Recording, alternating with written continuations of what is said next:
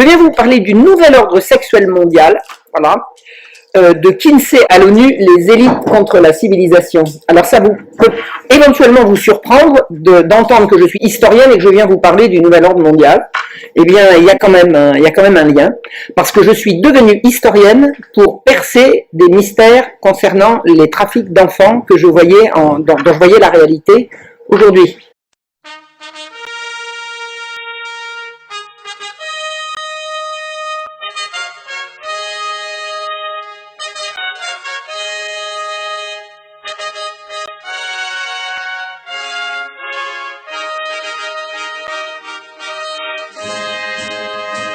Enfin, aujourd'hui, c'était il y a 20 ans, 25 ans. C'est-à-dire que quand j'ai découvert certaines réalités touchant à ce qu'on faisait aux enfants, j'ai trouvé cette réalité tellement atroce, tellement abominable, tellement énorme, que je me suis dit que pour la comprendre et pour lutter contre, il fallait la prendre à revers, parce que de face, il n'y a que des coups à prendre et aucune efficacité à avoir. Et je l'ai pris à revers dans le temps, non pas dans l'espace, parce que dans l'espace je suis resté en France, il y a des gens qui sont obligés de s'expatrier pour pouvoir faire quelque chose. J'ai pris à revers le problème dans le temps, c'est-à-dire que je suis allé regarder comment ça se passait hier. Voilà, donc ça a fait l'objet de différents livres, notamment un livre qui s'appelle La Marche Rouge, qui raconte, et je crois qu'il doit y avoir un ou deux exemplaires ici, qui raconte comment à l'époque du roi Louis XV, en 1750, la police enlevait des enfants dans les rues. Et ça raconte également comment les parents, à l'époque, se sont révoltés et ont fait vaciller le pouvoir. Le pouvoir a été obligé non seulement de rendre les enfants, mais de mentir comme un arracheur de dents pour nier le fait et pour calmer la population. Voilà, ça a été un épisode extrêmement violent qui s'appelle la Marche Rouge. Pourquoi est-ce que j'ai appelé ça la Marche Rouge? Parce que un an ou deux avant que je commence mon enquête, il y avait eu en Belgique une marche blanche, si vous vous souvenez. C'était le début de l'affaire Marc Dutroux. Les parents étaient sortis avec des foulards blancs et des petits ballons blancs. En 1750, c'était pas blanc, c'était rouge sang. Il y a eu des morts parmi les enleveurs d'enfants et ce sont les parents qui s'en sont chargés. Voilà. Donc ça, c'est l'histoire de l'histoire. L'histoire de mon engagement. Maintenant, je ne vais pas vous parler histoire aujourd'hui, je vais rapatrier mon centre d'intérêt vers ce qui nous intéresse aujourd'hui et pour le futur, c'est-à-dire le nouvel ordre sexuel mondial, qui est une réalité absolument terrifiante, dont on retrouve trace, alors on peut en retrouver trace très très loin en avant, mais il y a une trace écrite qui est facile à retrouver, qui a été intitulée par les gens qui l'ont diffusée, le nouvel ordre des barbares. Alors, de quoi s'agit-il? Le 20 mars 1969, figurez-vous qu'à cette époque-là, j'avais 18 ans, a été donnée aux États-Unis une conférence donnée par un certain docteur Richard Day. Cette conférence s'est faite à huis clos, elle concernait des médecins et des décideurs susceptibles d'avoir, dans la société américaine, une influence. Ces décideurs ont été fermement conviés à ne pas prendre de notes et à bien écouter ce qu'on leur disait, à ne pas prendre de notes. Ça veut dire qu'il fallait, on annonçait des nouvelles absolument terribles, vous allez voir à quel point, et un des participants, qui s'appelle le docteur Lawrence Donegan, qui est un médecin pédiatre catholique, n'a pas pris de notes, mais en sortant de la conférence, a tout couché sur le papier et a publié 20 ans plus tard, c'est-à-dire en 1989, un document qu'on a appelé le Nouvel Ordre des Barbares. Voilà. Donc c'est ce nouvel ordre des barbares dont je vais commencer par vous parler. Et en fait, qu'est-ce que c'est que le nouvel ordre des barbares? C'est le programme du nouvel ordre mondial. Voilà. Donc nous sommes dedans à l'heure actuelle, vous voyez, ça remonte pas d'hier. 1969, c'est déjà quelques décennies sont passées, et nous sommes à l'heure actuelle en pleine application de ce nouvel ordre des barbares. Voilà. Alors, quelques postulats de départ ont été énoncés au début de cette conférence du Dr Day qui disait: la population mondiale s'accroît trop vite. Si le nombre de gens vivants de la planète continue d'augmenter, ça va être la catastrophe pour tout le monde, donc il faut restreindre le nombre d'humains. Sinon, disait le docteur, nous manquerons d'espace vital, il n'y aura plus suffisamment de place pour tout le monde, notre nourriture deviendra insuffisante, et avec nos déchets, nous allons créer une superpollution du monde. Alors je confirme, moi qui suis de cette génération-là, que à partir effectivement de 68-69, on a commencé à parler en permanence de pollution, de gestion des déchets, ce dont on ne parlait pas avant. Voilà. Alors, une information que je vous donne, je ne suis pas démographe, mais je connais certains démographes. Et je me suis laissé dire, et ce sont des informations qu'on est tout à fait susceptible de retrouver, que l'information est fausse concernant la surpopulation. Les chiffres qu'on nous annonce en matière de population mondiale sont faux. Ils sont truqués. Ils sont truqués précisément pour faire appliquer le nouvel ordre des barbares. Donc, en fait, la population mondiale, à l'heure actuelle, est en phase imminente d'effondrement.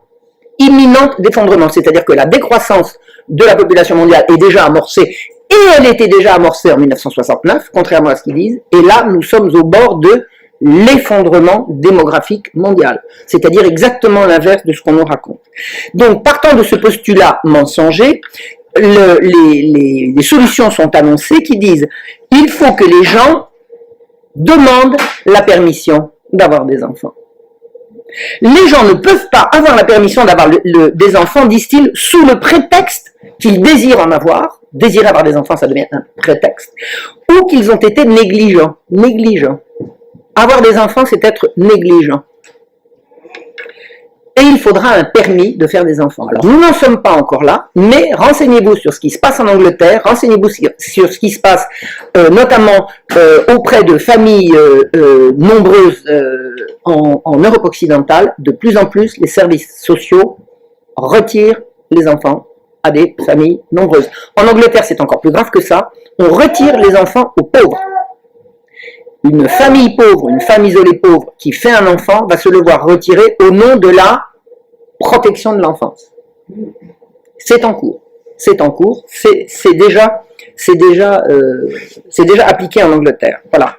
Donc, en attendant qu'on distribue des permis d'avoir des enfants, on promeut ce qu'on appelle la planification familiale, en anglais planning familial. Qui est à l'origine du planning familial qui a fait l'objet de scandales absolument retentissants il y a 1 an ou 2. Ils vendent des pièces détachées de fœtus encore vivants c'est absolument terrifiant.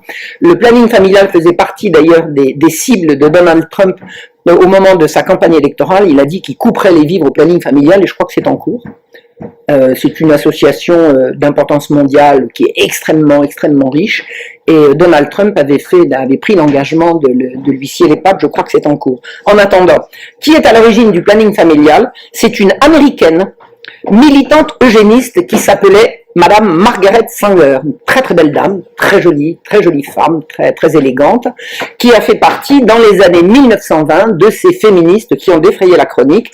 Et je vous cite un petit florilège des plus belles déclarations de Margaret Sanger qui a inventé et mis sur pied le planning familial. Elle disait « L'acte le plus charitable qu'une famille nombreuse puisse faire pour l'un de ses enfants en bas âge est de le tuer. » Elle disait également « Les services de maternité pour les femmes des taudis sont nuisibles à la société. La charité ne fera que prolonger la misère des inaptes. » Alors, pauvre, inapte. Elle fait une relation directe entre la pauvreté et le handicap social. La pauvreté est une tare. Moi qui ai fait de l'histoire et notamment des services sociaux, je peux vous dire que c'est exactement avec ça qu'on a créé, avec des arguments comme ça, qu'on a créé l'hôpital général en son temps, à l'époque de Louis XIII et de Louis XIV. Elle disait aussi, elle a écrit en 1934, « Aucune femme et aucun homme n'auront le droit de devenir parents sans un permis de parenté. » C'est ça le programme du planning familial. Et le planning familial a encore pignon sur rue en France, et combien? En France, c'est un certain Pierre Simon qui, en 1956, c'est-à-dire 20 ans après, les dernières grandes déclarations tonitruantes de Margaret Sanger, c'était 1934. Là, on arrive en 1956, en France, un certain Pierre Simon, franc-maçon, il va s'inspirer de Margaret Sanger pour fonder une association qui va s'appeler Maternité heureuse.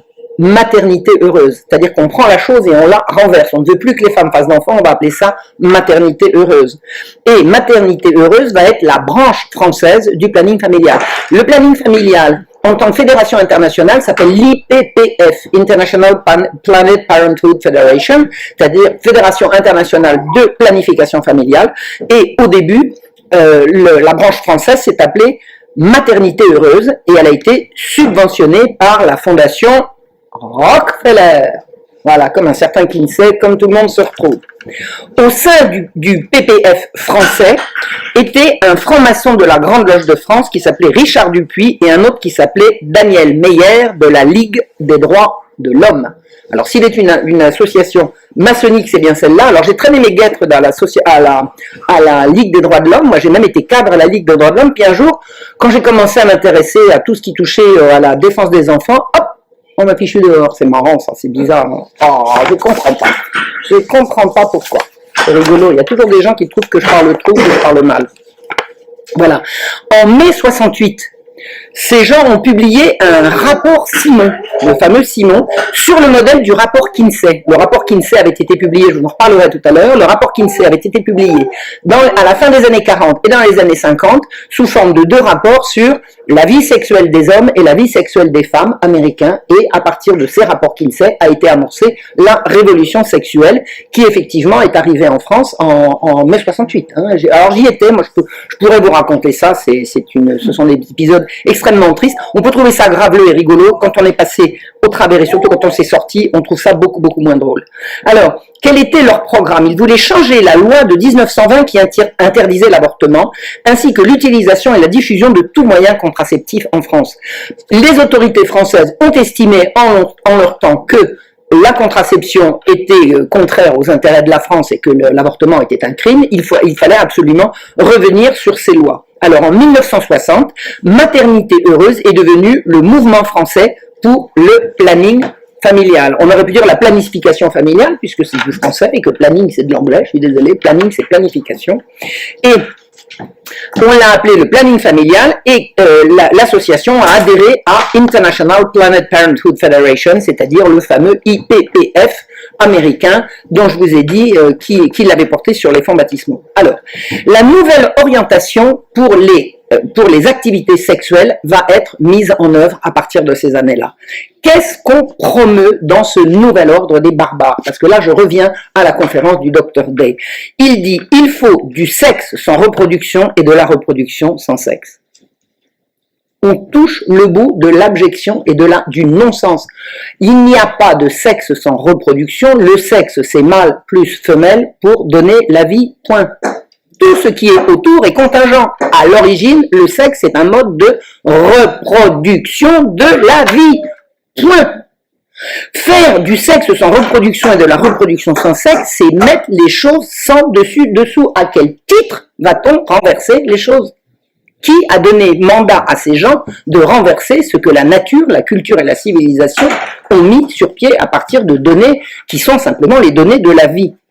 Ils disent, les activités sexuelles doivent être séparées de la reproduction, or elles procurent trop de plaisir et les impulsions sont trop fortes pour qu'on puisse s'attendre à ce que les gens y renoncent. On veut faire baisser le niveau de population, mais on sait que les gens ne renonceront pas à avoir des activités sexuelles parce que l'impulsion est trop forte. À qui le dites-vous? Je pense que tout le monde l'a noté. La pulsion sexuelle, c'est quelque chose d'extrêmement fort, d'extrêmement violent et d'extrêmement irrépressible. Enfin, irrépressible, non. Oui, la pulsion est irrépressible. Maintenant, on peut résister à ces pulsions. Mais la pulsion en elle-même, je veux dire, qui peut résister à la puissance d'un sentiment amoureux? Quand ça vous tombe dessus, c'est effectivement, ça déplacerait les montagnes. Or, il faut séparer, disent-ils, le sexe de la reproduction, c'est-à-dire il va falloir faire en sorte que les activités sexuelles soient ni plus ni moins séparées et de la reproduction, et vous allez voir du sentiment également. Et c'est là que l'effondrement va avoir lieu. Alors ils disent, il n'est pas pratique d'introduire des produits chimiques dans la nourriture ou l'eau potable pour réduire l'impulsion sexuelle. C'est-à-dire qu'ils ont voulu essayer, ils y ont pensé. On pourrait mettre des trucs... comme on faisait aux soldats, on mettait du bromure dans l'eau potable et puis ça les calmait entre 2 assauts pour pas qu'ils aillent violer les civils. Donc c'est pas pratique, on pourra pas baisser la population mondiale avec ça.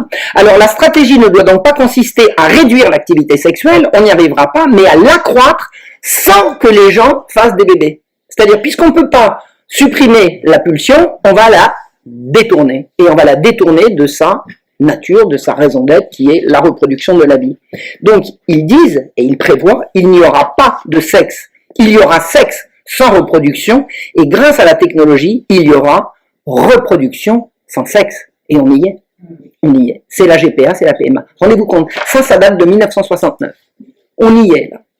Et on a inventé le fameux mariage triste, là, enfin, il paraît qu'il est gay, moi je le trouve très triste, prétendument pour préparer la GPA. Souvenez-vous, pendant la campagne pour le mariage pour tous, des gens disaient, ça va ouvrir la voie à la GPA. Mais non, mais c'est pas vrai, vous êtes... Toc, immédiatement derrière, c'est arrivé. C'est arrivé. À partir du moment où on va considérer comme mariage une union stérile, puisque 2 hommes ou 2 femmes, c'est rigoureusement stérile, après, par la suite, on va pouvoir introduire la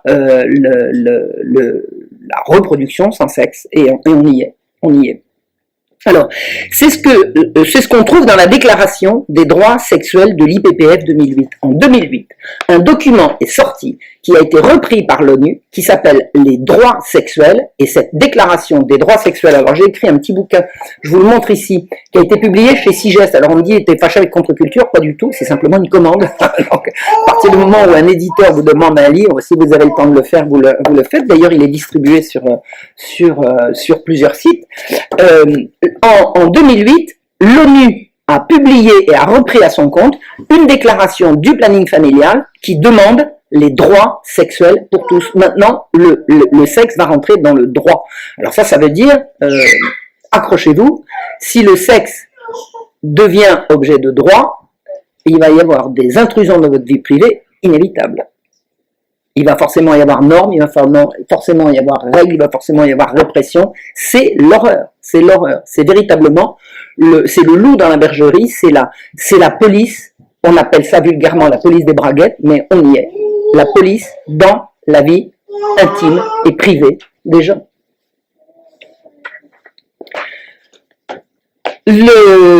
Suite de la déclaration des déclarations du Dr Day, l'avortement sera subventionné comme moyen de maîtriser la population. Alors moi, je me souviens très bien des arrivées de Madame Simone Veil au Parlement français quand elle disait « Non, ça ne sera pas la règle, c'est une situation d'urgence, c'est pour régler des situations d'urgence. » Je crois tout à fait à sa sincérité, parce que je n'ai pas de raison de ne pas croire à sa sincérité. Elle voulait que le droit à l'avortement règle des situations d'urgence et d'exception.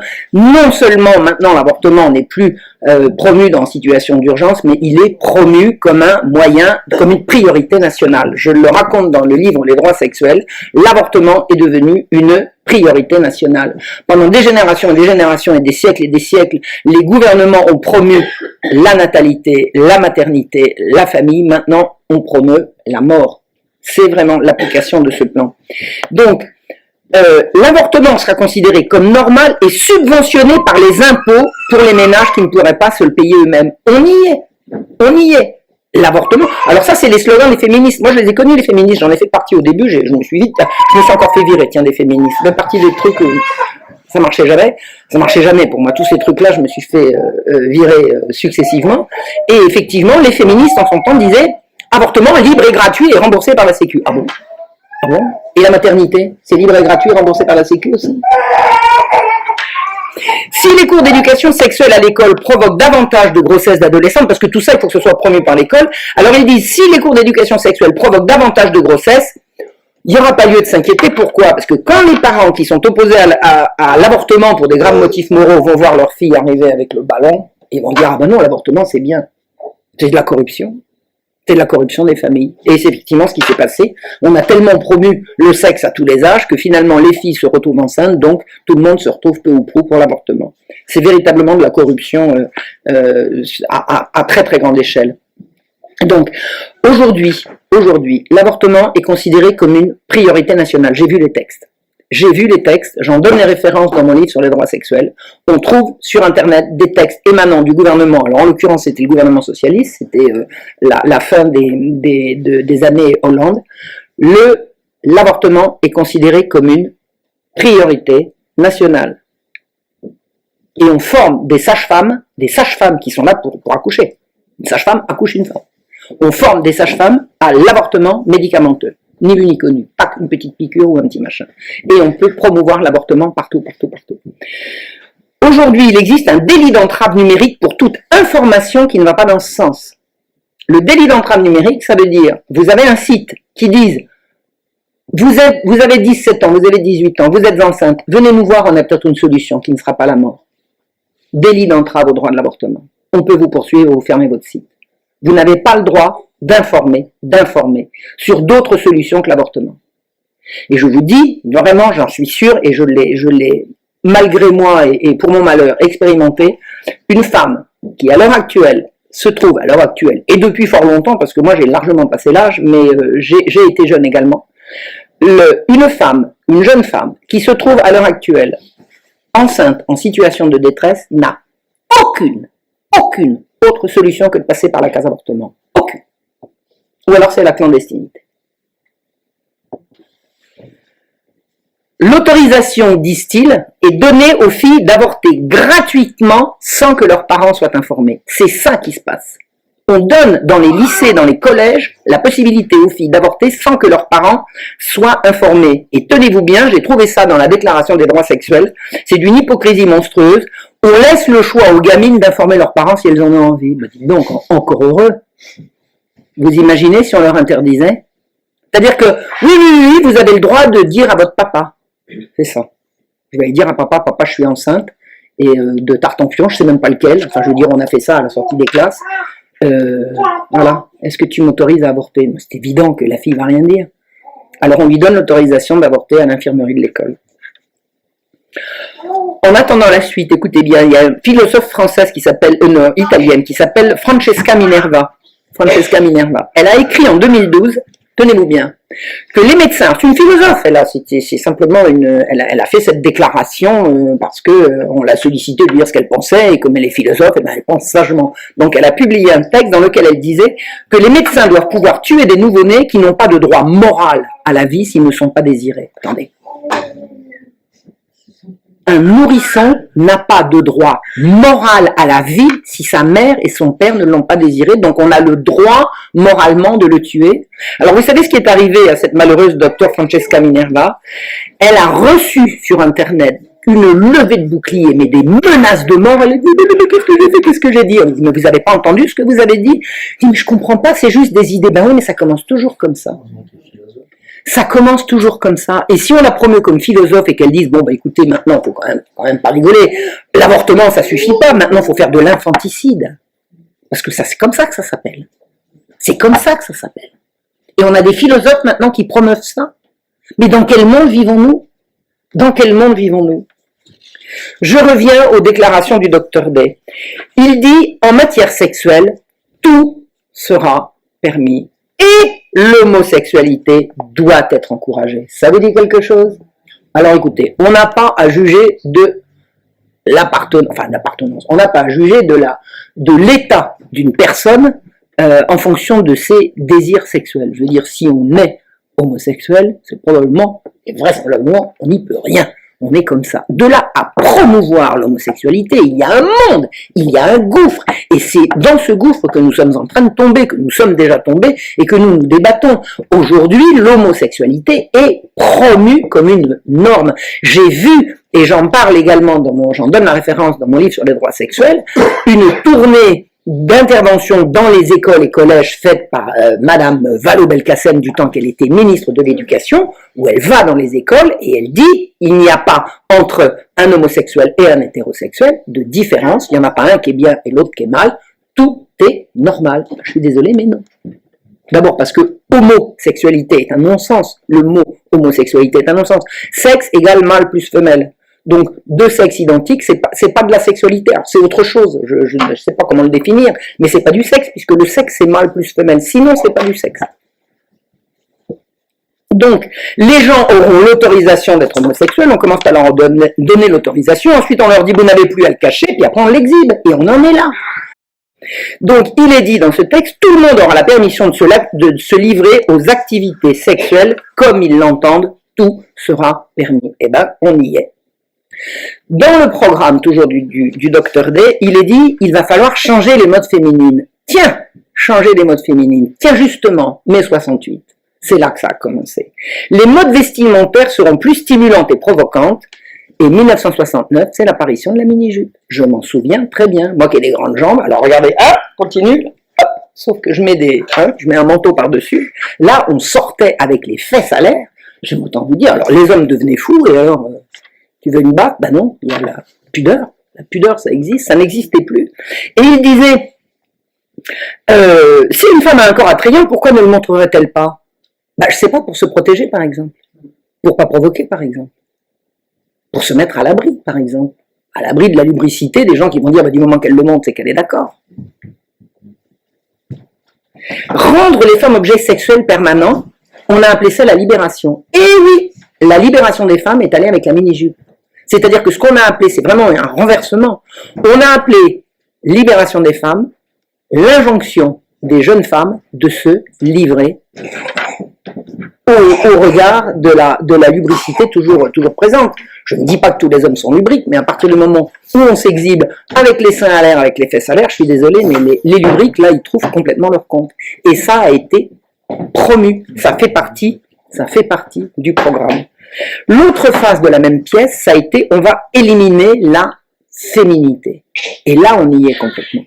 Ces femmes qui se disent féministes détestent en fait la féminité puisqu'elles passent leur temps à la gommer. Elles veulent que les femmes soient un homme comme les autres.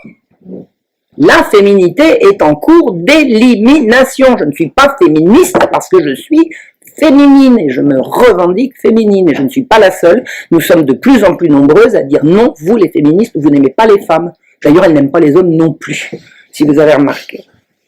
Donc, dans le programme pour éliminer la féminité, on a dit il faudra convertir les filles à l'athlétisme. Les filles ne doivent pas penser au bébé et à la reproduction. Je me souviens de la promotion du sport comme arrivé après une certaine date. Les filles étaient beaucoup moins sportives. On les a pas obligées, on les a incitées à devenir sportives et surtout à se mettre en concurrence avec les hommes. Alors là, excusez-moi, mais ça c'est pas possible. Physiquement, c'est pas possible. Sauf à devenir des homasses, mais c'est le but. C'est le but, puisque le but, c'est de supprimer la féminité et la virilité par la même occasion. Mais on y est avec les transgenres, la promotion des transgenres. Donc, il disait, la performance athlétique des filles seront comparées à celle des garçons. Mais comme on promeut l'égalité, vous savez, l'égalité, c'est une espèce de dinguerie qui est arrivée comme ça au milieu du débat en disant, il faut que tout le monde soit égaux. Pourquoi? Parce que. Pourquoi il faut que tout le monde soit égaux? Parce que moi, j'ai pas envie d'être égal. C'est pas un argument pour moi être égal. Or, c'est considéré comme allant de soi qu'il faut l'égalité. Peut-être parce que c'est marqué sur le fronton des écoles de la République. Personnellement, je ne revendique pas l'égalité. Il y a une égalité à laquelle je crois, alors je ne vous oblige pas à y croire, mais je vous dis, il y a une égalité à laquelle je crois, c'est l'égalité devant Dieu. C'est-à-dire que Dieu nous a fait égaux tous devant lui, uniquement devant lui. C'est-à-dire qu'on a la même chance d'être sauvé ou de ne pas être sauvé, on a la même liberté vis-à-vis de Dieu. En dehors de ça, l'égalité, je suis contre. On est tous différents, on n'a pas à être égaux. Donc, on appellera ça l'égalité entre les filles et les garçons, de promouvoir systématiquement le gommage de la féminité pour mettre les filles systématiquement en concurrence avec les garçons. Alors, regardez les femmes gendarmes, regardez les femmes militaires. J'ai lu des reportages, je ne sais pas si vous avez vu ça, c'est passé, je crois, récemment sur le site Égalité et Réconciliation, je crois, où on montre des militaires qui sont absolument hors d'eux.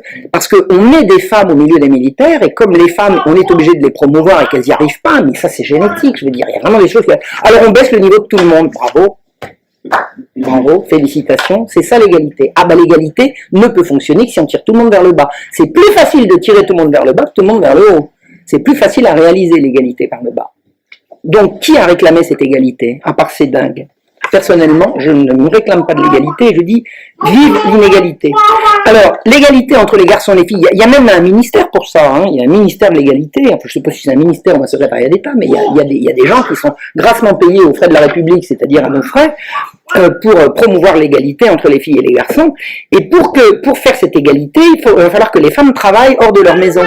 Bah oui. Pour que tout le monde soit égaux, il faut que tout le monde travaille hors de la maison. Donc personne ne va s'occuper des enfants. Si le système va les récupérer, vous allez voir pourquoi. Et on voudra que beaucoup d'hommes dans leur travail changent de ville et voyagent. On a promu, je suis toujours à mon texte de 1969, l'atomisation des familles. On va pousser les hommes à aller chercher leur chance professionnellement loin de chez eux. Comme ça, ils n'auront pas de vie de famille. De ce fait, il sera difficile pour les familles de rester ensemble, les mariages seront moins stables et les gens auront moins envie d'avoir des enfants. Bah c'est vrai, la démographie chute, la démographie chute. Plus les femmes travaillent et moins elles font des enfants. Non, bah si, c'est comme ça, c'est comme ça. du passé faisons table rase, vous connaissez la parole de l'Internationale, eh bien les vieilles religions devront disparaître. C'est quoi les vieilles religions? C'est les religions, point. Il n'y a pas de religion nouvelle. Les religions, elles sont anciennes. Point barre.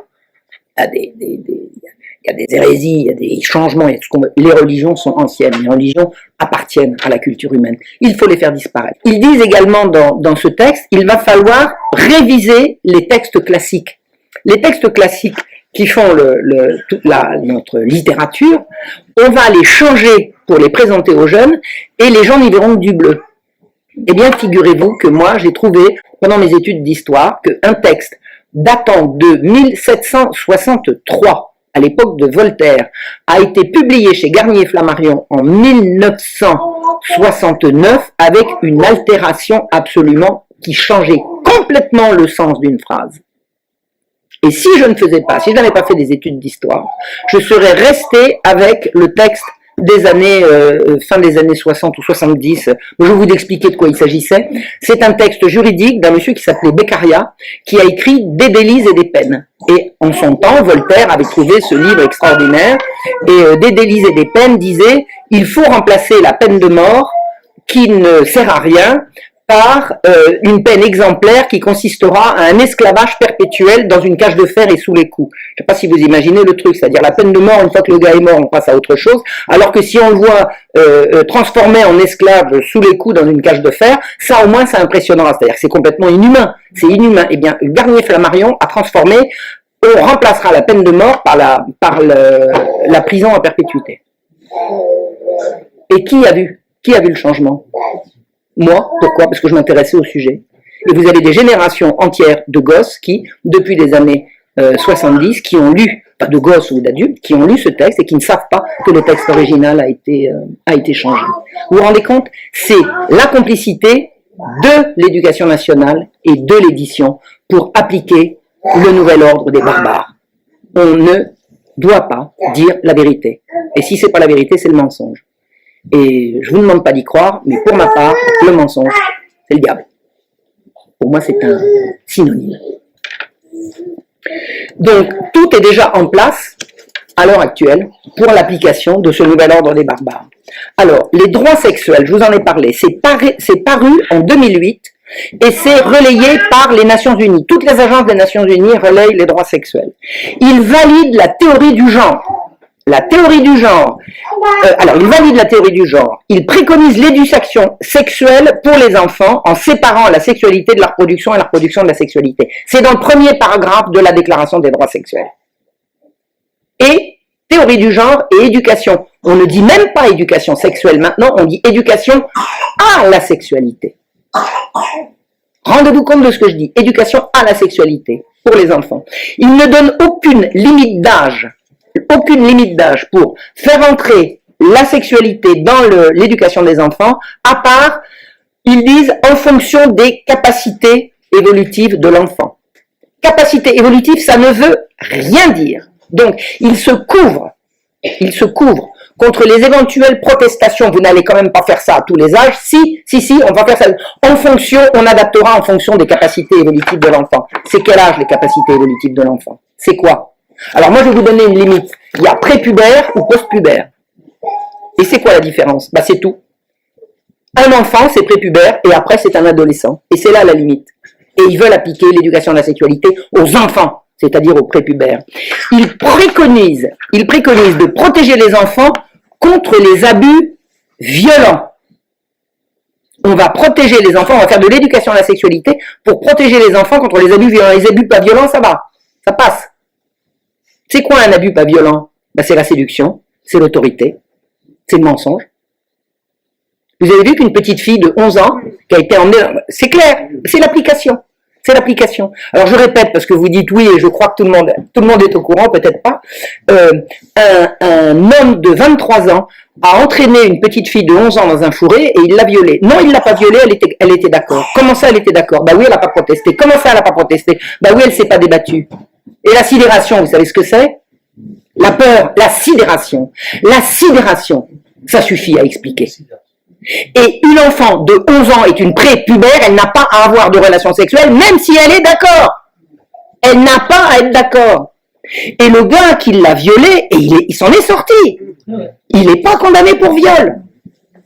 Même si la gamine l'avait supplié, c'est un crime que d'avoir une relation sexuelle avec une enfant. C'est tout, c'est comme ça. C'est comme ça, et ça l'est de moins en moins. C'est comme ça pour les gens normaux, c'est comme ça pour vous et moi, et ça l'est de moins en moins dans les faits. Ils reconnaissent dans les droits sexuels aux enfants le droit de se marier. Bah oui, s'ils sont d'accord.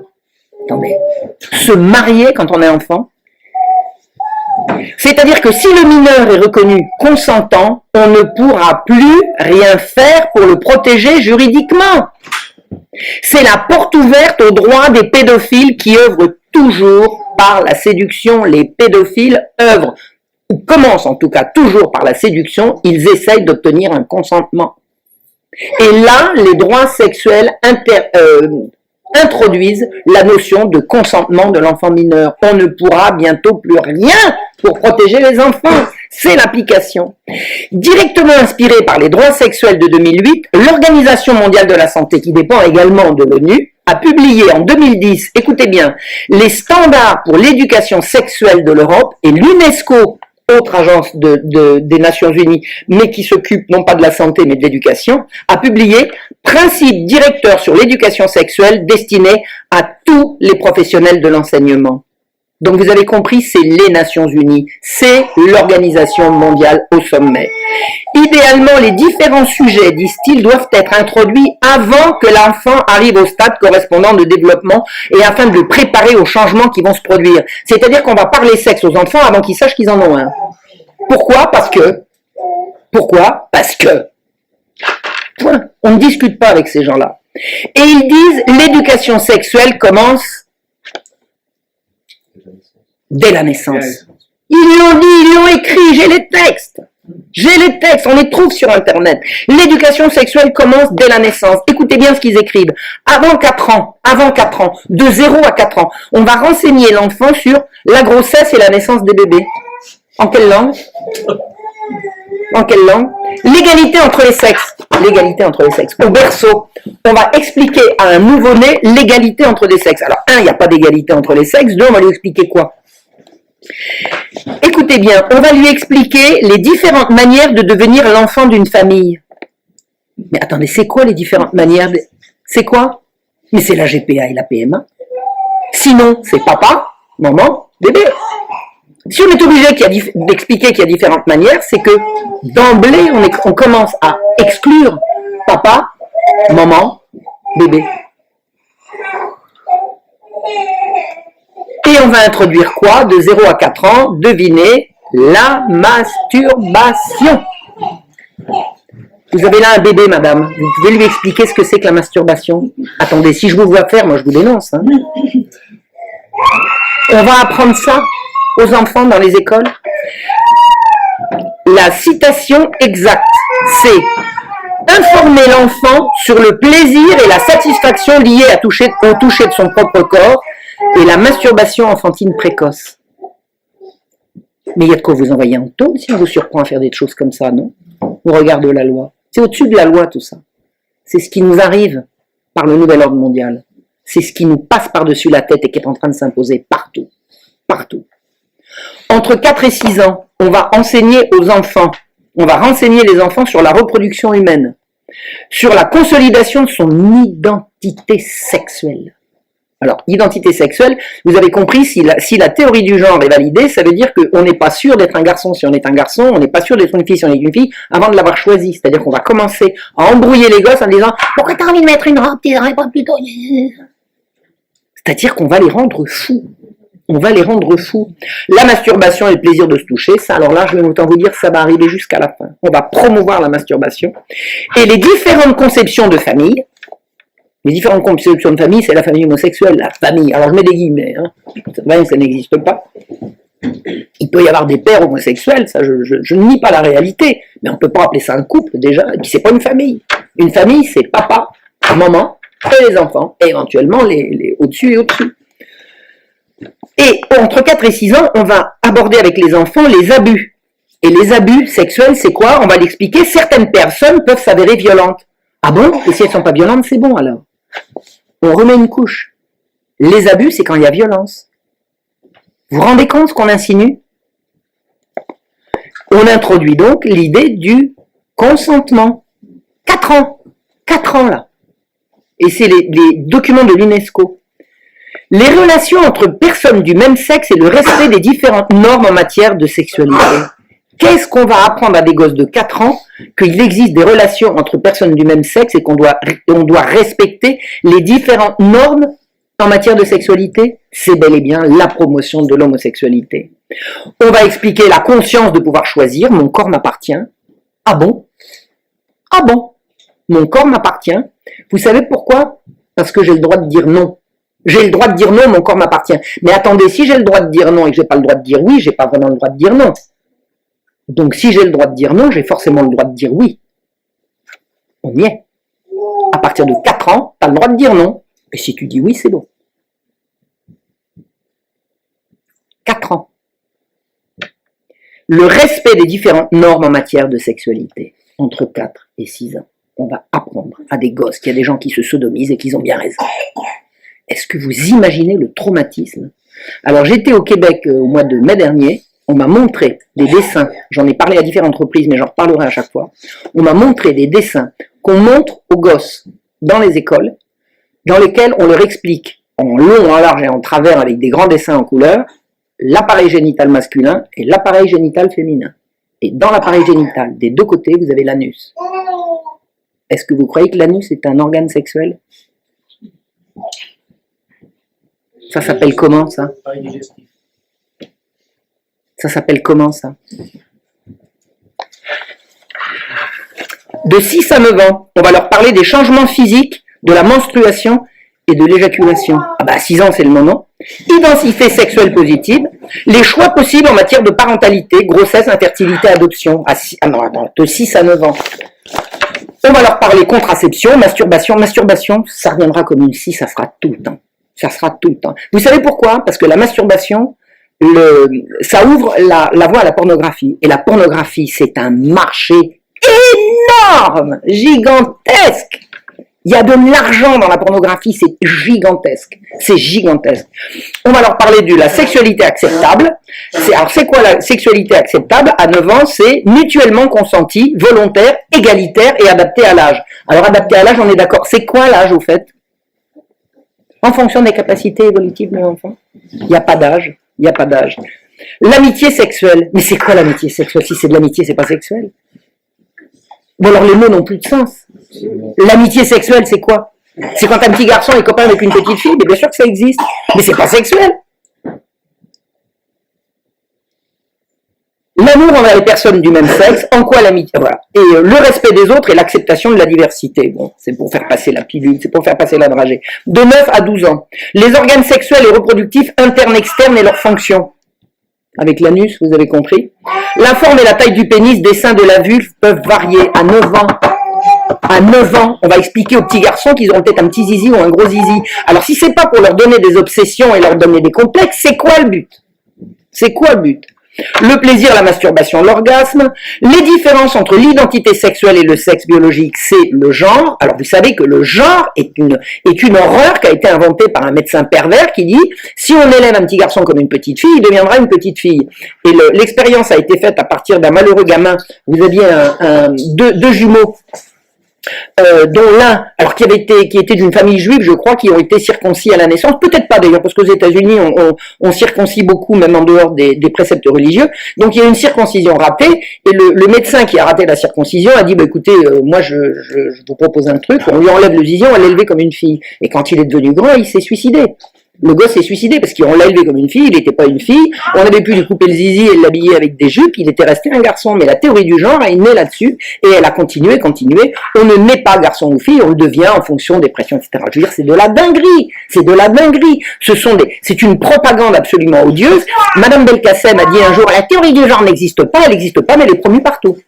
Elle est promue partout, notamment dans ses documents et à l'éducation nationale. Voilà. Alors on va parler de 9 à 12 ans de la première expérience sexuelle et de l'orientation sexuelle et l'acceptation des différentes expressions de la sexualité. Embrasser, toucher, caresser, etc. Et on va faire ça à l'école. L'école va devenir le lieu où on va enseigner ça aux gosses. Là, je vous ai dit de 9 à 12 ans. Maintenant, je passe entre 12 et 15. La première expérience sexuelle à 12 ans. Allez-y les filles. Ne vous inquiétez pas, il y a la pilule après. Parce qu'avant, la pilule, c'était avant. Maintenant, c'est la pilule après. C'est l'avortement médicamenteux. Les normes concernant la maternité, paternité précoce, la contraception, l'avortement et l'adoption. On promeut l'adoption comme un droit. Mais c'est quoi le droit d'adopter? C'est le droit qu'on a sur un enfant qu'on n'a pas fait, donc le droit sur un enfant qui a été fait par quelqu'un d'autre. Et à quel titre ce quelqu'un d'autre va-t-il renoncer ou va-t-elle renoncer à son enfant? Si c'est pas la misère, c'est quoi? Si c'est pas la misère, c'est quoi? On promeut la perspective d'arracher les enfants aux familles pauvres pour le donner à des gens qui ont les moyens. Et c'est ça qui se passe en Angleterre, par le Children Act, qui donne la possibilité aux services sociaux de retirer un enfant d'une famille trop pauvre pour l'élever, considéré comme trop pauvre pour l'élever, pour le mettre en état d'être adopté par des familles qui vont avoir les moyens. Ça, c'est en cours. Ça, c'est en cours. C'est ça qui se passe en Angleterre. Et c'est ça qu'on est en train de promouvoir. Les différentes manières d'avoir une famille, y compris l'adoption. Mais si l'adoption est un droit, on ouvre un droit sur les enfants des autres. Si vous avez des droits sur les enfants des autres, les autres ont des droits sur vos enfants. C'est comme ça.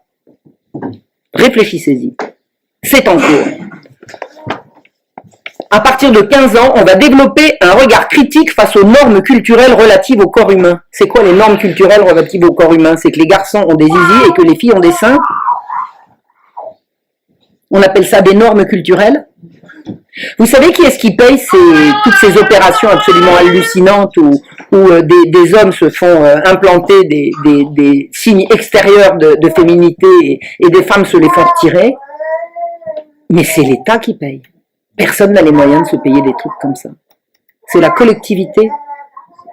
C'est vos impôts, mes impôts, nos impôts qui passent là-dedans, ou nos cotisations de sécurité sociale, ce qui finit par revenir à la même chose. À partir de 15 ans, tenez-vous bien, accrochez-vous, information sur les relations sexuelles de nature transactionnelle. Qu'est-ce qu'une relation sexuelle de nature transactionnelle? C'est de la prostitution. On va promouvoir les relations sexuelles de type transactionnel. Bah regarde, tu vas faire des études, t'as pas les moyens. Bah on va s'arranger. Monsieur là, il a les moyens. Bah, quelques petits services par semaine, ça te paiera ta chambre d'étudiante. Et pour les garçons, la même chose. La même chose. Alors, il donne la liste. Sexe en échange de petits cadeaux, repas, sorties, petites sommes d'argent. On va parler de ça comme de quelque chose de normal. On va aider à la transformation d'éventuels sentiments négatifs de dégoût ou de haine envers l'homosexualité en acceptation des différences sexuelles. Et là, on est en plein dans la fin du cycle de promotion de l'homosexualité. Si vous n'êtes pas d'accord, c'est qu'on va vous recadrer, on va vous remettre à l'endroit. Alors moi, j'ai quelques informations, je ne sais pas comment ça se passe, mais dans la réalité, mais j'ai quelques informations éparses de ci, de là. Il paraît que dans les lycées et collèges, les gosses commencent à en avoir marre de la promotion de l'homosexualité. Et les homosexuels ne sont pas à l'abri de retours de bâton qui peuvent être violents. Alors pour l'instant on n'en parle pas, mais c'est pas parce qu'on n'en parle pas que c'est pas en cours, ou en tout cas en cours de préparation. Parce qu'au bout du compte, il va y avoir des retours de bâton. Voilà. Donc ce sera non plus l'éducation sexuelle, mais l'éducation à la sexualité qui commence à zéro. Au droit de tout faire au nom du droit au plaisir, sans responsabilité ni contrainte, c'est-à-dire qu'on a inventé le droit de jouir. Jouir est devenu un droit. De quel droit introduit-on le droit dans l'intime? De quel droit? C'est la fin de la liberté. Et Aldous Huxley en avait parlé dans Le Meilleur des Mondes. C'est l'application du Meilleur des Mondes d'Aldous Huxley. Le plan est mis en application à l'échelle mondiale. Aux États-Unis, dans l'Oregon, une conférence sur la sexualité adolescente, j'ai trouvé les textes, se fait à partir de 11 ans. Le but affiché de la conférence, c'est lutter contre les grossesses non désirées. Tout le monde est d'accord, on va lutter contre les grossesses non désirées. Et on va présenter aux enfants le plaisir de se doucher à plusieurs, le plaisir de se masser, le plaisir de s'entrépiler, de faire un striptease et net plus ultra, le plaisir de sodomiser. À l'école, à partir de 11 ans.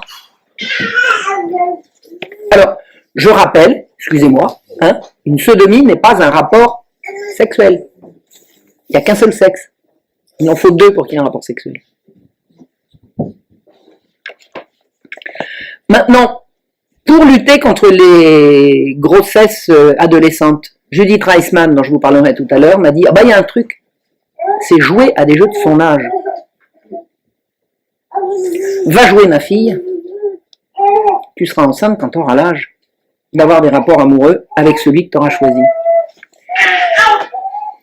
En octobre 2016, c'est pas vieux, hein, c'était il y a un peu plus d'un an, dans le Land allemand de Hesse, un nouveau programme a été rendu obligatoire. L'éducation nationale, enfin c'est pas nationale puisqu'elle est régionale en Allemagne, a fait ouvertement la promotion de l'idéologie du genre, de l'homosexualité, de la bisexualité et de l'acceptation du style de vie homosexuel et transsexuel. Transsexuel. Maintenant, homosexuel, ça suffit plus. C'est transsexuel. Ce cours est obligatoire et scandaleux. Le programme a été rejeté unanimement par les représentants des parents de la région. Il a tout de même été mis en place par un chrétien démocrate qui s'appelle Ralph Alexander Lorz. Le programme était bien évidemment soutenu par les Verts, ça ces gens-là sont partout. Et l'église protestante évangélique n'a rien trouvé à redire. C'est passé. L'église catholique a protesté contre les cours sur l'homosexualité et la transsexualité proposée à des enfants de 10 ou 12 ans, le reste est passé. Attendez, si les gens réagissent pas, pourquoi voulez-vous qu'ils se gênent? Non mais attendez, c'est à nous de réagir maintenant. Au Québec, les cours sont obligatoires à partir de 5 ans. Pour les préscolaires, on leur dit nommer les gestes qui contribuent à accueillir le bébé dans sa nouvelle famille. Pourquoi de nouvelle famille? Dans sa famille? C'est quoi de nouvelle famille?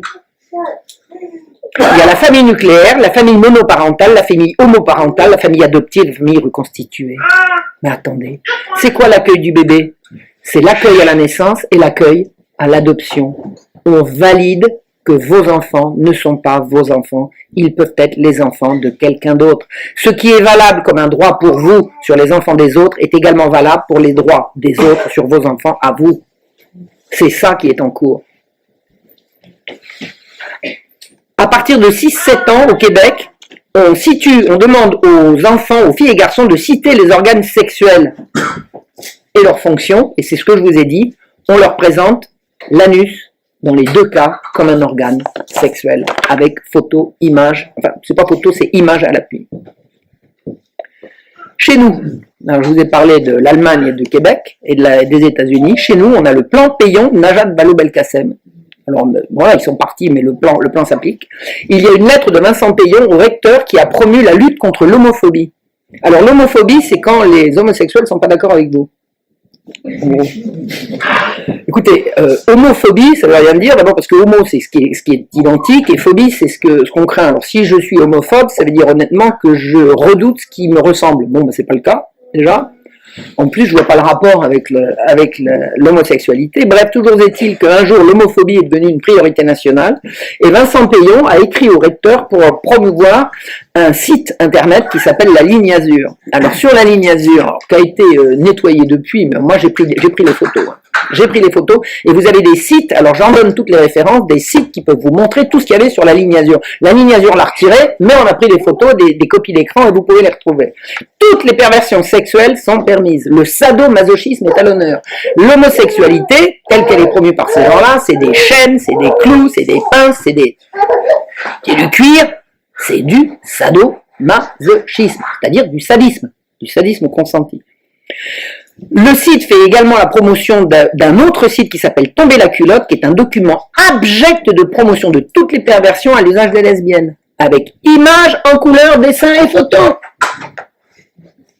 La Ligne Azur ou la normalisation de la perversion, tout ce que vous voulez savoir en détail sur la masturbation, la pénétration buccale, anale, etc., etc., et les fouets, et les coups, une horreur. Alors, par parenthèse, j'ai mis 3 mois à écrire ce petit bouquin. Je crois que ça fait partie des 3 mois les plus, allez, je vais oser un gerbant de ma vie. J'avais l'estomac au bord des lèvres en permanence. Et comme je m'étais engagé auprès de Jean-Michel Vernochet qui a préfacé mon livre, je m'étais engagée à le terminer dans les temps impartis, je l'avais régulièrement dit, allez Marion, allez, courage, c'est dégueulasse. C'est un travail dégueulasse à faire. Je vous assure, vous avez l'estomac au bord des lèvres tout le temps. Et c'est pas un danger qui nous guette, c'est la situation dans laquelle nous sommes à l'heure actuelle. Alors, Najat Vallaud-Belkacem, elle est allée à l'école de Fleury-les-Aubrais dans le Loiret le 15 octobre 2012 et elle dit, je donne la référence dans le livre, c'est la même chose d'être hétérosexuel, d'être homosexuel, il n'y a pas une situation entre les deux qui est anormale. Les gosses étaient indignés. Et le directeur de l'école dit, il faut qu'ils comprennent quand même, il faut vraiment faire avancer les choses. On veut faire avancer les choses en déstructurant les gosses et en appelant, en faisant en sorte que les mots ne disent plus ce qu'ils ont à dire. On rend fou. Être hétérosexuel et homosexuel, c'est pas pareil. Ça n'est pas pareil. Le ministère de la Santé relaye un site qui s'appelle onsexprime.fr. Alors, je n'ai pas vérifié avant de venir ici si onsexprime.fr existe encore. On s'exprime, c'est en un seul mot. Sexe, S-E-X-P-R-I-M-E, onsexprime.fr. Pour les mineurs à partir de 12 ans, ils décrivent dans ce site, relayé par le ministère de la Santé, donc relayé également par le ministère de l'Éducation nationale, les 6 positions de pénétration vaginale avec dessin ludique à l'appui, et comment se pratique la sodomie, les 7 positions de pénétration anale. Alors moi j'en apprends tous les jours, je ne savais pas. Les 3 positions de sexe oral, et pourquoi on explique pourquoi les acteurs de films pornographiques éjaculent hors du vagin de leur partenaire. Excusez-moi. Bon, on continue. C'est la vérité, moi j'y peux rien. C'est pas une partie de plaisir. Je vous assure que c'est pas une partie de plaisir de raconter ces trucs-là. Mais on est bien obligé de le dire avec des mots, et il y a les mots pour le dire, et c'est cela.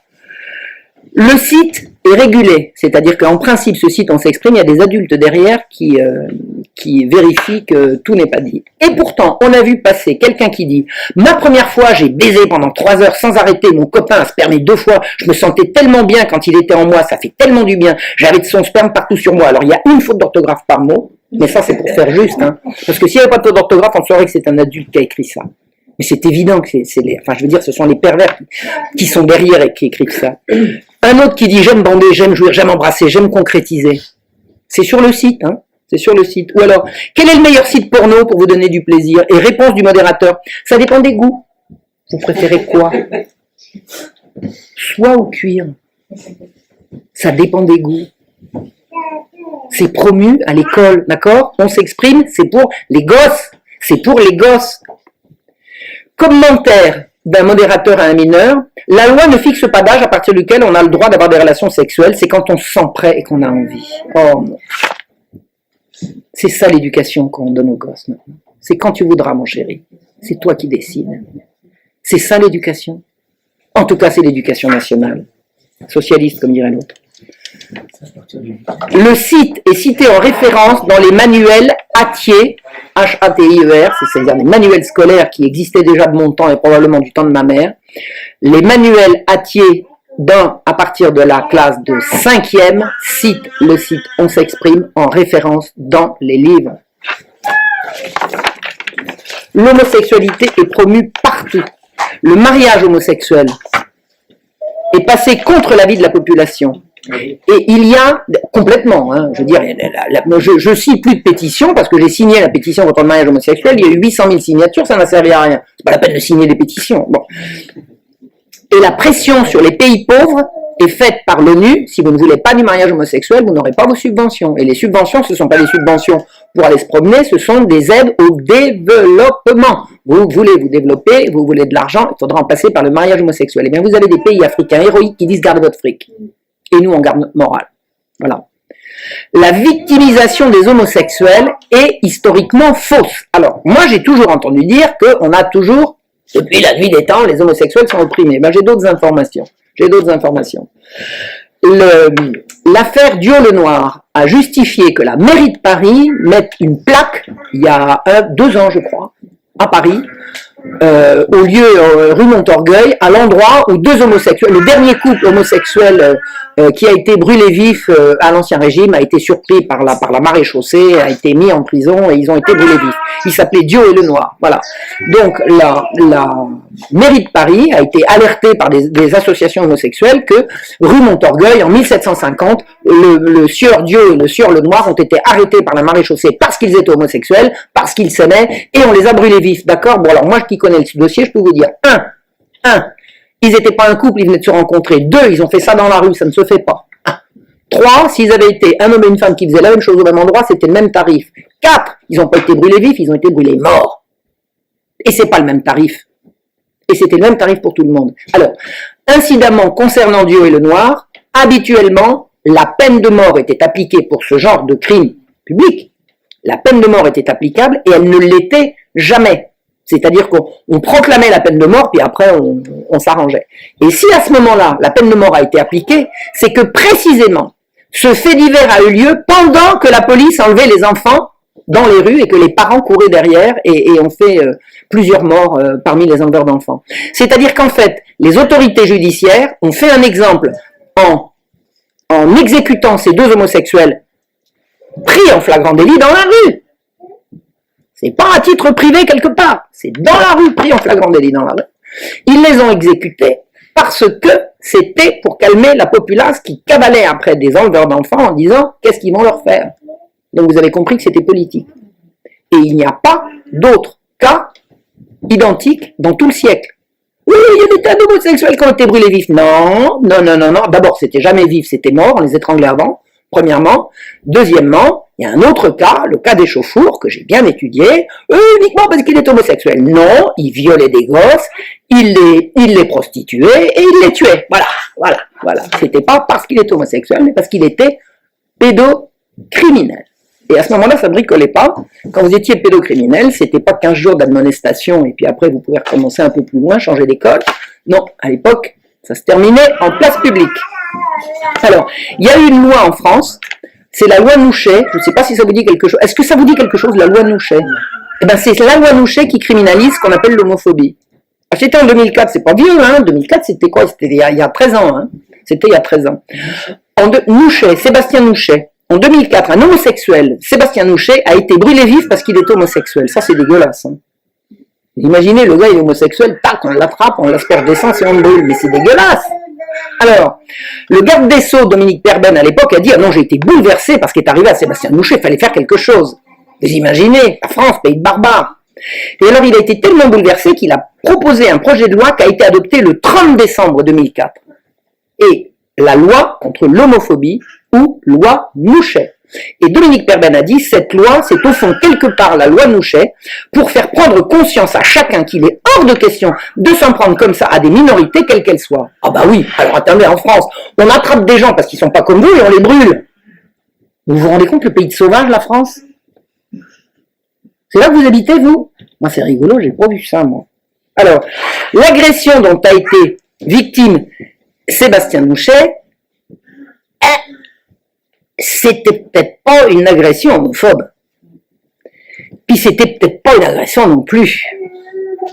Et puis le gars qui a été mis en prison pour l'agression homophobe, il est ressorti blanchi. C'est-à-dire qu'en fait, Sébastien Nouchet, il s'est brûlé tout seul. Il n'y a pas eu d'agression. Il n'y a pas eu a fortiori d'agression homophobe. C'est-à-dire qu'on a monté un bateau pour faire passer une loi. Et quand la vérité a été su, la loi elle est restée. N'inquiétez pas. C'est sous cette loi-là qu'on vit. Sébastien Nouchet n'a pas été victime d'un crime homophobe. Alors, je ne sais pas quel est le fin mot de l'histoire, parce que j'ai regardé ça sur Internet, j'ai retrouvé tout ce qui avait été écrit en son temps sur la chose. Mais soit il s'était suicidé, soit il s'est peut-être brûlé en faisant un barbecue. Vous voyez ce que je veux dire quand on se brûle. Il y avait une photo qui a circulé de Sébastien Nouchet, c'était vraiment hideux à voir. Il y avait le visage brûlé. Ça peut être un accident de barbecue. Hein. Ça arrive. Ça arrive. Il n'y a pas d'agression homophobe en France. Mais il y a une loi, la loi Nouchet. Voilà. L'importance numérique de ce qu'on appelle les LGBT est absolument démesurée dans l'imaginaire collectif. D'après un institut de l'Université de Californie, les LGBT sont En tout, 3,5% des adultes. Pas plus, pas moins. Et la moyenne des citoyens, c'est cet institut de Californie qui a fait l'enquête, la moyenne des citoyens évalue le nombre d'homosexuels à 23%, c'est-à-dire 10 fois plus. Les gens croient que les homosexuels sont 10 fois plus importants qu'ils ne sont numériquement. C'est ça la banalisation de l'homosexualité, c'est de faire croire qu'ils sont plus nombreux qu'ils ne sont. Mais si les homosexuels sont 3,5% de la population, ça fait combien qui reste à qui on serait prié de foutre la paix avec ces histoires quand même? Eh bien, figurez-vous que maintenant, l'hétérosexualité devient une option. On a le droit d'être hétérosexuel, on a le droit de choisir d'être hétérosexuel. Je ne sais pas à quel âge j'ai choisi, moi je n'ai pas souvenir. Une professeure de sciences du langage à l'université de Paris 13, elle s'appelle Marie-Anne Pavot. Elle explique, écoutez bien, il est encore beaucoup trop fréquent que la sexualité soit vue comme une sexualité simplement hétérosexuelle, c'est-à-dire entre un homme et une femme, et souvent une sexualité procréative. Il est important de prendre en compte les autres sexualités qu'on appelle encore malheureusement alternatives ou minoritaires. Et elle conclut, l'amour ne peut pas faire du mal, la haine, oui. Parce que c'est de l'amour. Parce que c'est de l'amour. Et vous savez ce qu'il dit Dieudonné? Même avec beaucoup d'amour, ce qui en sortira n'ira jamais à la maternelle.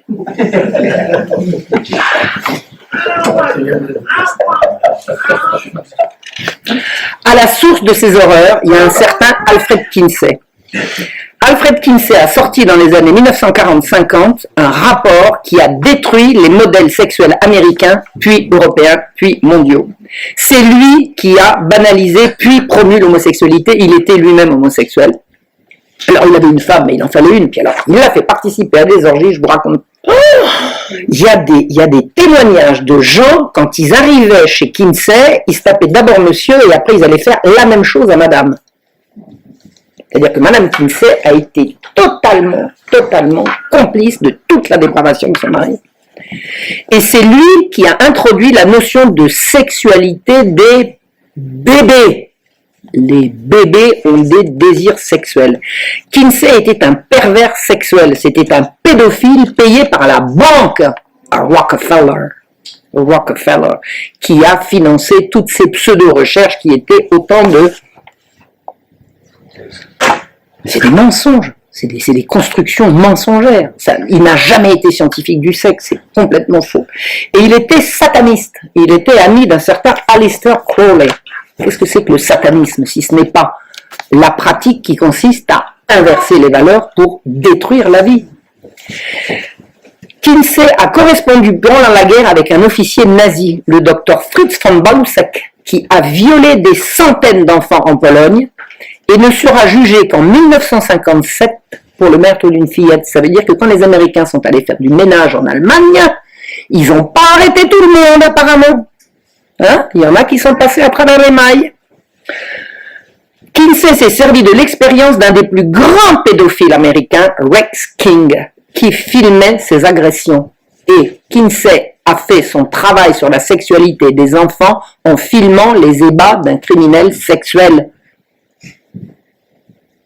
Mais attendez, Kinsey, c'est la référence de l'ONU. Tous les cours d'éducation sexuelle qui ont lieu à l'heure actuelle dans les lycées, dans les collèges, dans les écoles maternelles se réfèrent à Kinsey. C'est la référence. Il a fait violer des enfants par des pères incestueux qui racontaient les orgasmes de leurs victimes. Des pères disaient « Ah là là, je l'ai fait jouir » et ils notaient ça comme des données scientifiques. Inceste et pédophilie sont normaux pour Kinsey. Vous savez ce qui n'est pas normal? C'est l'inquiétude des parents. C'est parce que les parents en font un fromage que ça devient néfaste. Parce que les parents, ils font pression sur les enfants pour que les enfants disent « Un dit que tu n'étais pas d'accord ». Alors que si on laissait les enfants faire, tout le monde serait content. Les pédophiles en premier. C'est parce qu'on s'inquiète que la pédophilie n'est pas normale. Vous savez comment on a fait passer le libéralisme économique? Ça, c'est en histoire, c'est mon terrain. On a dit, les gens ne se révoltent pas parce que le pain est cher. Ils se révoltent parce qu'ils craignent que le pain ne devienne trop cher. Et ils n'ont pas faim, ils craignent d'avoir faim, parce qu'ils craignent que le pain devienne trop cher. On a nié la réalité quotidienne des gens avant la Révolution, qui n'arrivaient plus à s'acheter un pain de plus en plus cher, en disant, les gens sont des arriérés, ils croient que le pain devient trop cher, et c'est pour ça qu'ils croient qu'ils ont faim. Eh bien, la pédophilie, c'est la même chose. Les enfants, les parents croient que leurs enfants ont été violés, parce que les enfants, vivant sous la pression de leurs parents, finissent par se plaindre d'avoir été violés, alors que si leurs parents leur foutaient la paix, ils seraient bien d'accord. C'est pervers, c'est pervers. Et c'est pas la peur de blesser un enfant en le violant qui le blesse, c'est le viol. D'accord? Et tout ça, c'est la caution scientifique de Kinsey. Kinsey a été financé par Rockefeller, c'est lui qui a déclenché la révolution sexuelle. Tout le monde peut coucher avec tout le monde, c'est bien, c'est la nouvelle norme. On a un sexe, à quoi ça sert le sexe? À faire joujou. On a un sexe pour jouer avec. Si on veut se faire des enfants, on passera par les laboratoires. La grossesse est un inconvénient. Ben oui, ça empêche de rigoler, alors on n'importe. Et l'homosexualité est promue. Eh ben tout ça c'est du Kinsey, et Kinsey est resté la référence. Et le credo de base de Kinsey, c'est les enfants sont sexuels dès la naissance. Les enfants sont sexuels dès la naissance. Renseignez-vous sur des sites promus soit par l'éducation nationale, soit par le ministère de la Santé, par tout ce que vous voulez, par l'université. Renseignez-vous sur ce qu'est la sexologie. Tous les sexologues se réfèrent à Kinsey. Tous les sexologues se réfèrent à l'idée que les enfants sont sexuels dès la naissance. Et Kinsey l'a fait valoir en violant des dizaines et des dizaines de gosses. À chaque viol, chaque fois que les enfants hurlaient ou s'évanouissaient, il notait orgasme, orgasme, orgasme. Un enfant qui s'évanouit ou qui hurle est un enfant qui jouit. C'est ça qui sert de base à la révolution sexuelle, qui n'est pas en cours, qui est en bout de course. Là. Parce que le cours, il a commencé en mai 68, pour ce qui nous concerne. Et là, on arrive au bout. Kinsey et le planning familial vont la main dans la main. En avril 2014, le sinistre Institut Kinsey s'est vu accréditer un statut de conseiller au Conseil économique et social de l'ONU. Et la France a voté oui. Donc maintenant, l'Institut Kinsey donne des conseils à l'échelle de la planète. Un institut fondé par un pervers sexuel violeur d'enfants sert de référence à toute la politique sexuelle mondiale. Aucune autorité scientifique n'a procédé à une enquête sur les écrits de Kinsey. Ces conclusions servent de base à l'échelle planétaire à un programme de sexualisation des enfants dès la maternelle. C'est la corruption des mineurs, c'est l'innocence, la pudeur, l'intégrité des enfants qu'on vise à détruire, et c'est l'avenir de l'humanité qui se joue. Il y a un espoir. Depuis que ce livre est sorti, des gens ont été alertés et des pédopsychiatres commencent à se mobiliser. Il va y avoir le 27 janvier à Paris une réunion de pédopsychiatres alertés par une pédopsychiatre qui a lu mon bouquin, puis c'est en train de faire le tour. Et le professeur Maurice Berger a signé un texte le 21 mai 2017, donc ça fait pas encore un an, un texte introductif à une pétition de professionnels de la psychologie qui demande qu'on arrête de sexualiser les enfants. Donc les choses sont en train de bouger.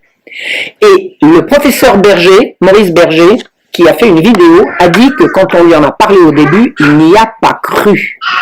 Et c'est comme ça que les choses se passent. Le crime est tellement énorme qu'on peine à le croire, donc on l'évacue. Et c'est comme ça qu'il se perpètre sous nos yeux, sans qu'on puisse y faire quelque chose, puisque les gens à qui on en parle ne le croient pas. C'est-à-dire que plus c'est gros, plus ça passe. Les jeunes, dans les lycées, dans les collèges, protestent contre l'éducation sexuelle. Ils en ont marre, ils disent ça suffit, ils sont saturés, ils sont écœurés, ils en ont assez. Écoutez les jeunes, la façon dont ils en parlent. Écoutez ce que raconte une élève de seconde. On nous a demandé d'écrire sur un papier anonyme nos rêves et nos peurs autour des relations sexuelles, et après on a mélangé, et l'intervenante a lu tous les papiers à voix haute. C'était terrible parce qu'elle se permettent d'interpréter ce qu'on avait écrit, et en plus, pour mon cas, elle n'avait rien compris, elle était complètement à côté de la plaque. C'est-à-dire, vous avez des professeurs de français à qui on va dire de faire de l'éducation sexuelle, à quel titre ils sont compétents, excusez-moi. Ensuite, il fallait se présenter, dire notre nom, notre caractère et notre humeur du jour, mais c'est intrusif tout ça, devant la moitié de la classe en plus. On nous oblige à en parler, et ça n'est pas normal. Ce ne sont pas des sujets dont on a envie de parler devant tout le monde, juste avec des gens qu'on a choisis et en qui on a confiance, c'est-à-dire pas devant toute la classe. Et là, les redoublants ont même tous demandé une dérogation pour ne pas y assister de nouveau. C'est-à-dire que quand les gosses savent qu'il va y avoir un cours d'éducation sexuelle et qu'ils ont déjà assisté à un, ils se font porter parole. On fait poser des préservatifs à des gamines sur des sexes turgescents en résine devant tout le monde. Des mômes de 13 ans. Allez ma chérie, montre-moi comment tu sais faire. Au cours de ce programme, un enfant de 8 ans a demandé à une formatrice ce que c'était que l'homosexualité. La réponse de la formatrice, c'est « Nous sommes tous un peu homosexuels ». Et il y avait une mère présente dans la salle qui a dit « Non, moi non, madame, moi non ». Eh bien, moi non plus. D'accord ?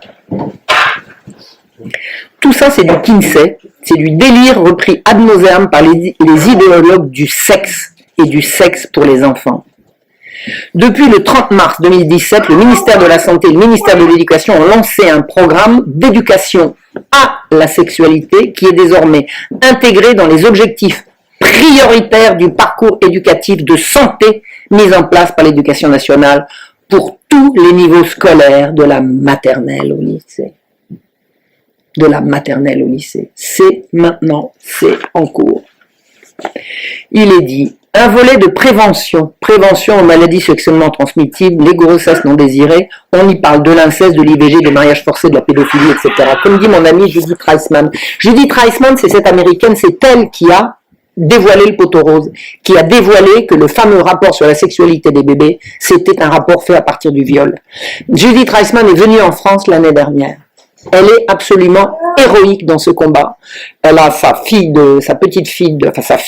quand elle avait 11 ans, qui a été violée par le voisin du dessus, qui en avait 13. Et le voisin du dessus avait comme caractéristique, c'est qu'il avait toute la pile des Playboy de Hugh Hefner sur la table de nuit de son papa, il y avait accès. C'est-à-dire que plus on promeut la pornographie et plus on a des viols. Et la petite fille, la fillette de Judith Reisman a été violée à l'âge de 11 ans et elle n'a pas atteint l'âge adulte. Elle est morte avant d'atteindre l'âge adulte, elle ne s'est jamais remise de ça. Donc Judith est un exemple absolument merveilleux à suivre. Alors je peux pas vous recommander ce livre trop parce que je n'en ai pris que 2 exemplaires, mais il est disponible grâce au travail magnifique d'un traducteur, parce que c'est un gros livre, hein. C'est un gros travail de traducteur. Le monsieur qui s'est présenté à moi en me disant « Madame Sigaud, je vois que vous avez un problème de traduction, je peux assurer la traduction, je pose une seule condition, je ne veux pas être payé. » Merci. Donc c'est grâce à lui et à Judith Reisman qu'on peut voir ce livre sur la face obscure de la révolution sexuelle. Voilà, il faut absolument promouvoir ça. Et c'est grâce à Judith qu'on peut savoir la vérité, et c'est grâce à ce jeune homme et à Égalité et à Contre-Culture, qui a publié le livre. Parce que depuis que Judith Reisman a fait ce travail, elle a commencé il y a 30 ans, personne n'avait eu l'idée de le traduire en français. C'est chose faite maintenant depuis cette année. Voilà. Donc, le programme du ministère de la Santé dont je vous parle, qui est maintenant appliqué, le volet éducation, c'est l'éducation à la sexualité, c'est-à-dire qu'on va apprendre aux gosses à avoir des relations sexuelles. Najat Vallaud-Belkacem a déclaré sur Europe 1, il n'y aura aucune éducation à la sexualité, ni aucune éducation à la théorie du genre en primaire. Elle a écrit ça en 2014 et elle l'avait signé en 2013, c'est-à-dire qu'elle a menti.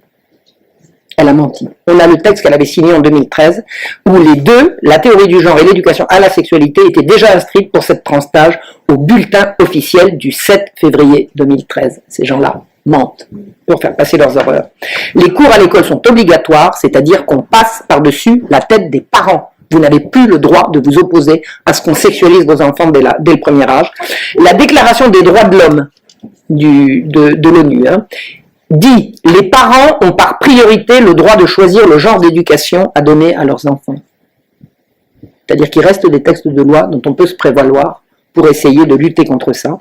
Et le Code civil français dit « L'autorité parentale est un ensemble de droits et de devoirs ayant pour finalité l'intérêt de l'enfant.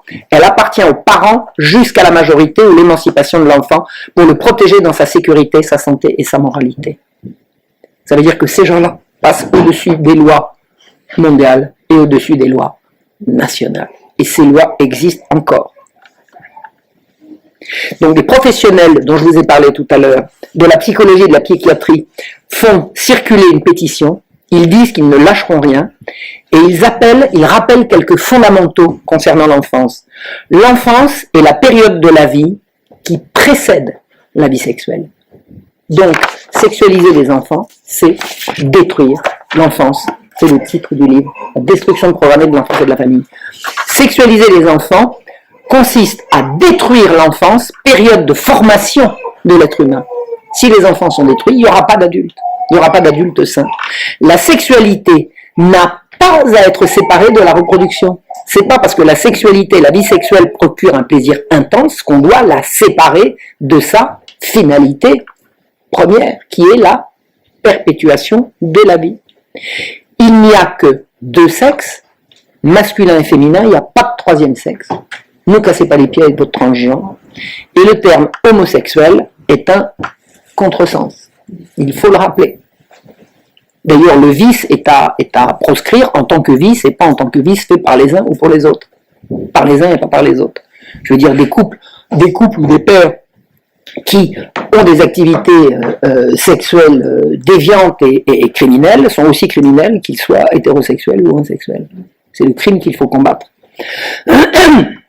Chez les humains, parce que c'est comme ça, la sexualité se conjugue en couple pour la reproduction de l'espèce, de la vie, et la civilisation demande qu'on la pratique dans l'intimité et pas en public.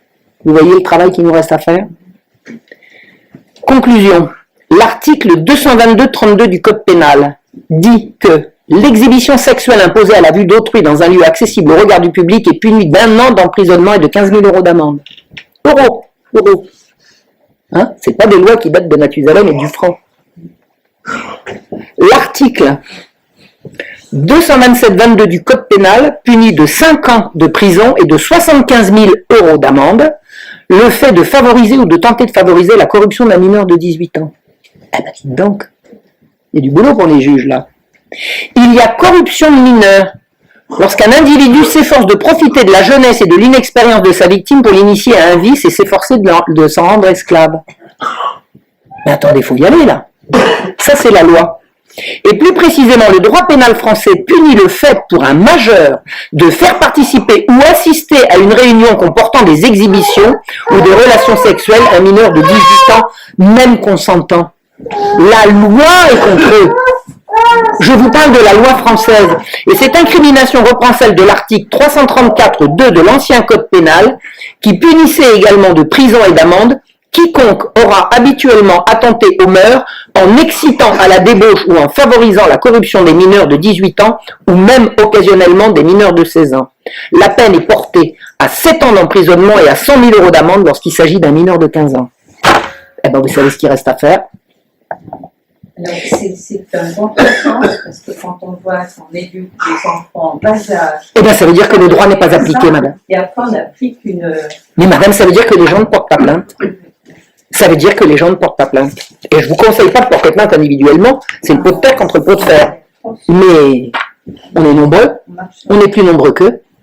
Et l'association, alors c'est une association qui s'appelle l'Association pour la liberté politique, c'est une association catholique, dont je connais le fondateur, puisque j'ai donné une conférence, lui, nous avons donné une conférence ensemble l'année dernière, au mois de juin dernier.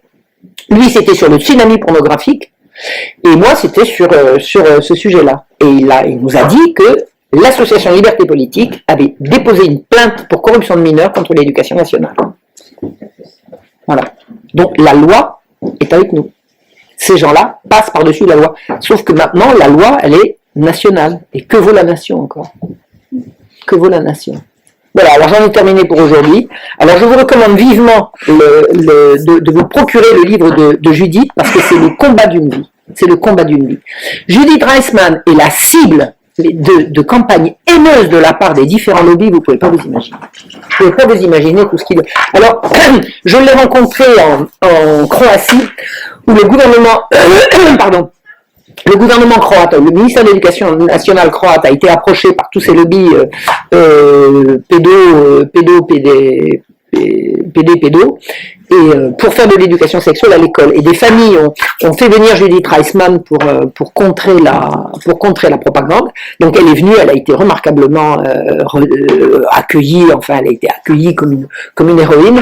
Et elle est restée une petite huitaine de jours. Elle est venue 2 fois à Zagreb. La première année pour lancer sa campagne, la deuxième année pour la consolider et sortir son livre en croate. Et c'est là que je l'ai rencontrée, parce que j'y suis allée. Et elle m'a raconté le truc le plus délicieux. Elle me dit, quand ils n'ont plus su quoi raconter, ils ont dit que j'étais antisémite. Alors, comme elle s'appelle Reisman, il dit, celle-là, c'est la meilleure. Alors, elle a recherché sur la toile, sur YouTube, on retrouve l'interview que j'ai faite d'elle, où elle adore qu'on la traite d'antisémite, quoi, parce que ses parents ont quitté l'Allemagne à la fin des années 30, quand il était encore temps de partir. Et elle dit, j'ai plus un membre de ma famille encore en vie, quoi. Hein. Voilà. Donc maintenant je suis antisémite. Bah allez-y les gars. Ça me plaît beaucoup. Alors homophobe, pareil, ça la fait rigoler. Voilà, donc si vous avez des questions, j'espère que je vous ai pas trop passionné.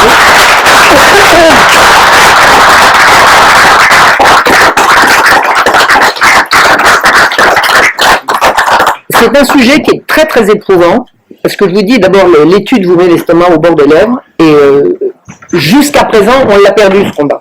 Je dis bien jusqu'à présent parce que je suis sûr qu'on va le gagner. Mais là, à l'heure actuelle, ils ont gagné. Maintenant, il faut renverser la vapeur.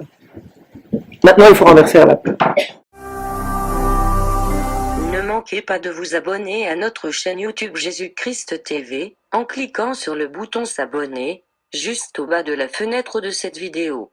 Ainsi, vous recevrez automatiquement nos nouvelles vidéos, et vous ne raterez aucune.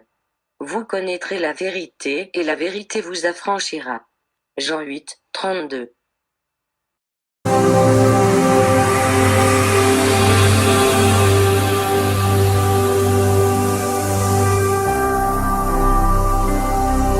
Jésus-Christ TV, vous connaîtrez la vérité et la vérité vous affranchira.